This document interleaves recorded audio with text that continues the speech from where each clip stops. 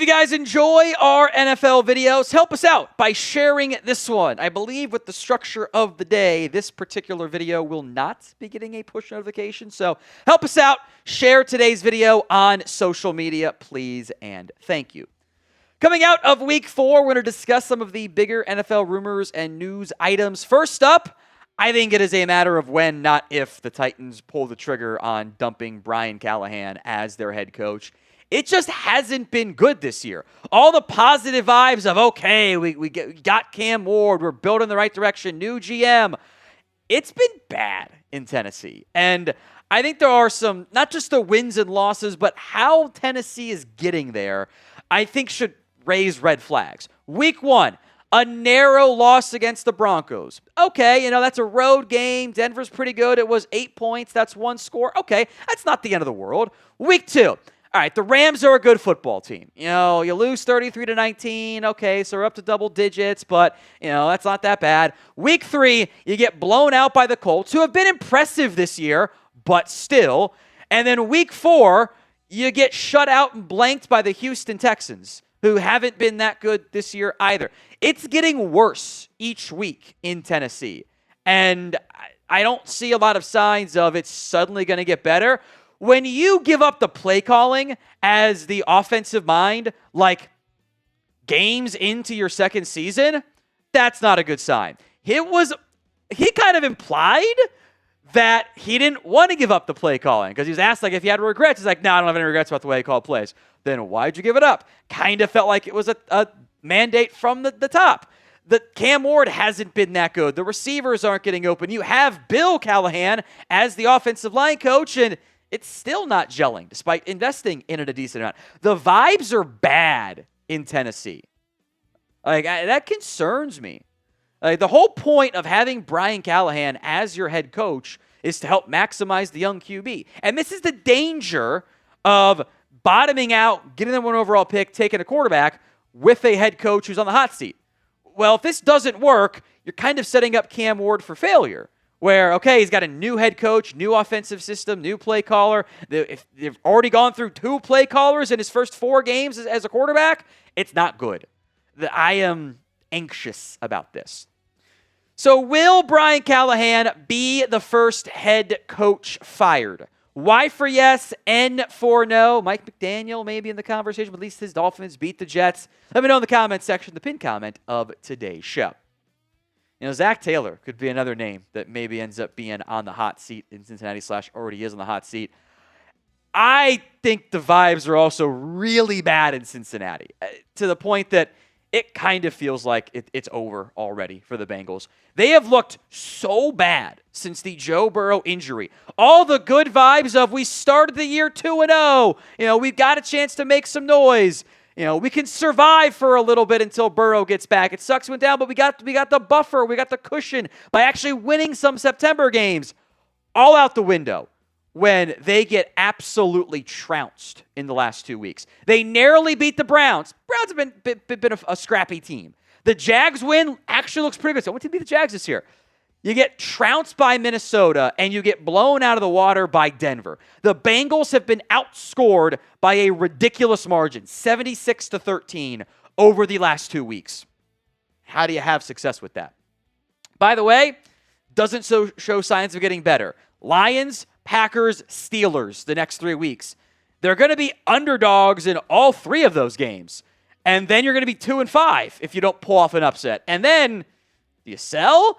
Do you try to get a different quarterback in there? What exactly is the plan for Cincinnati? It puts them in a really awkward spot when you're trying to win games now and you don't feel very close to doing so. Today's show is made possible by Prize Picks. You and I make decisions every day, but on Prize Picks, being right can get you paid. Don't miss any of the excitement this football season on Prize Picks, where it is good to be right. It is simple to play. You pick more or less on 2 to 6 player stat projections. If you get your picks right, you could cash in. Prize Picks is the only op that offers stacks, so you can pick the same player up to 3 times in the same lineup. So, passing yards, rushing yards, and touchdowns for a quarterback, for example. You can also follow other Prize Pick players on the app. Copy the lineups with one simple click. A friend, a celebrity partner, or just someone whose picks you like. Not just football, baseball prize picks are available with about to begin the Yankees-Red Sox matchup, but also all of the games, all football games, and more.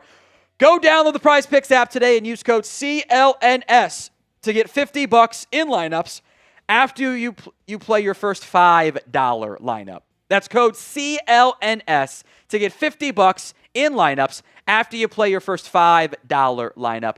Prize Picks, it's good to be right. Next up on our rumors and news updates, how about a potential Riq Woolen trade for the Seattle Seahawks? Ian Rapoport's getting this one going on Sunday morning, but haven't a chance to talk about it since then. Says, with Devin Witherspoon back, guys like Darian Kendrick surprising, and Josh Jobe being an impact player, teams are monitoring Pro Bowl quarterback Riq Woolen as a possible trade target by the deadline. Sources tell the insiders Woolen's playing time has diminished, and in a contract year, teams believe he could be available. And oftentimes when this type of reporting comes out, it makes me wonder if it's the team that's leaking it to try to get some buzz going on a player that they think has some value, which you don't want to leak where, shopping him around. You want to leak it in a different way to get teams to call you. Has been a bit of a disappointing season so far for Woolen. He hasn't been as impactful as I think the Seahawks are hoping for, but the height, weight, speed, athletic ability combo is certainly intriguing. Probably hasn't been as good since his 2022 campaign. I think the biggest element that could complicate things here is going to be the contract size of what is he looking for? Are you paying him a big-time contract? Like, how does that all blend and balance out and figure out as things move forward? But I do think there is value that's not just a dumping of a player from Seattle's side. So predictions, will the Seahawks trade away Riq Woolen? T for trade, K for keep. Let me know in the comments section of today's show. I want to spend some time now on Jaxson Dart after what is by no means taking anything away from him, a big-time win. You win your first game as a rookie QB, you should certainly be excited. 13 of 20 through the air for 111 yards. Maybe most impactfully, 10 carries, 54 yards, 2 total turnovers. Did a solid job of keeping the football away from the enemy, and in the end, beating the Chargers, a team that not many people thought were going to lose to the Giants in Week 4. I've got the good and the bad I want to discuss here because the numbers don't necessarily pop off the screen at you. But I want you guys to grade Jaxson Dart against the Chargers. A, B, C, D, or F. Let me know in the comments section of today's show. A, B, C, D, or F. Positively, Jaxson Dart was what the Giants needed. They needed the energy. They needed the mobility, I think, too. And that's a big deal for New York.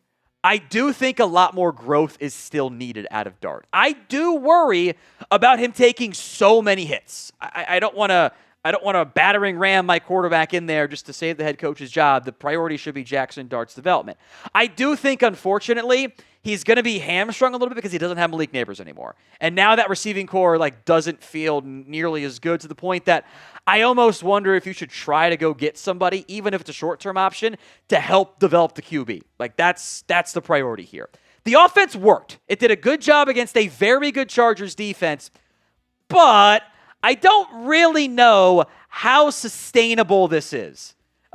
You throw a handful of passes beyond 10 yards all game. 3 incompletions, or I got 4, the one up top there. Your completed air yards is not exactly high. So, the Chargers are a good defense. I think he did miss some throws. You're hoping for a higher completion percentage. The Chargers defense is a very good defense. I do want to emphasize that. And there's plenty of reason for hope and excitement. But, and I've cautioned this before, I don't want to anoint young quarterbacks after a game or even a season. I want to see it be consistent and be sustained. How many times have we seen the young QB in their first start look great? It only gets harder from here. The more tape that opposing teams get on you, the more they're going to be able to adjust. What makes a successful quarterback in the NFL is not how they fare in their first game or their 11th game. How do you fare in your 100th game? When teams continue to throw different things at you, once they figure out how you want to operate with plan A, how good are you in plan B? Can you go back and forth? What adjustments can you make? Can your coaching staff make? So a lot of reason to be excited if you are the Giants, but I think a lot more reason of like, you got to see some more stuff develop here too. If you guys want even more news and rumors, you've come to the right spot. Hit that sub button, youtube.com/chatsportstv. Now, with the emergence of Russell Wilson, why not a trade? I think this does make a lot of sense. If you can find the partner, that I certainly believe is the biggest question mark out there. Ian Rapoport reports that Russell Wilson is expected to be a trade candidate this year. A quarterback-needy team could come calling. I would almost maybe have more interest in Jameis Winston, depending on what I was looking for. Russell Wilson, the Giants were right to bench him. He looked great against the Cowboys. I think I could throw for 150 yards against the Cowboys right now. That's how low the bar is. But he didn't look very good against the Commanders. He was really bad against the Chiefs. Like, to throw the ball away essentially on fourth down, you can't do that. It's been a lot of different organizations, Denver, Pittsburgh, New York, that's like, this isn't working, we're out. So my question is this. Does a QB-needy team emerge? The Bengals stand out as one potential franchise because Jake Browning hasn't played very well. But are they, going to do that or no? Are they actually going to be in the quarterback market? I'm not so sure that they should be, at least not for Wilson. Winston might make more sense and be more fun so you can actually keep your receivers happy. Wilson's pretty cheap, though. He's owed $2 million in base salary. There's a bunch of incentives for Russell Wilson as well, that playing time, wins, playoffs, that you're happy to pay those if they end up getting there. So we'll certainly keep our eyes on Russell Wilson. Finally, the injury news of the day. Reportedly, per the Baltimore Sun, Lamar Jackson set to miss 2 to 3 weeks with a hamstring injury, which would be a significant blow for a Ravens team currently struggling at 1-3. Even if it is a winnable AFC North, the Texans and Rams, the next two games, I think what Baltimore is probably hoping for is to split those. You enter the bye 2-4. That's not great, but the season's not over yet. You enter the bye at 1-5, and you almost have to win out, it feels like, or you got room for maybe one or two more losses the rest of the way. So Baltimore needs competent play out of Cooper Rush, who plays a very different style of football than Lamar Jackson. My suspicion, the Ravens will try to establish the run with Derrick Henry, probably going to do more under center work with him, and probably try to get Zay Flowers some cheap, easy touches as well. But this one is going to be one to monitor.